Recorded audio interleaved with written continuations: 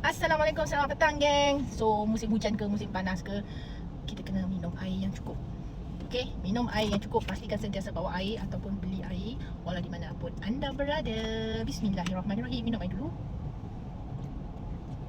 Okay, so aku nak kongsikan. Cantik tak tudung aku pakai?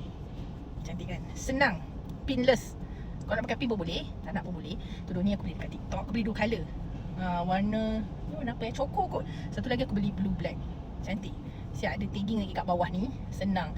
Sekarang kan nak kena berjimat cermat. Dah tak payah nak gosok tudung banyak-banyak dah. Keluar je dari plastik. Sampai je tadi aku pun terus sarung dan pakai buat keluar. Cantik. Yang aku beli ni saiz 48. Tapi aku rasa aku nak kena beli saiz 52. Since dia nampak bahu kan. Jadi nampaklah bahu kita yang lebar ni. Kita tak nak. Kita nak tutup. Kain ni kain mosquip orang panggil mosquip. Ya betul-betul kain mosquip. Cantik. Terletak hello. Ini aku tak pakai inner tau. So kalau korang nak nampak lebih kemas, korang pakai dengan inner. Murah.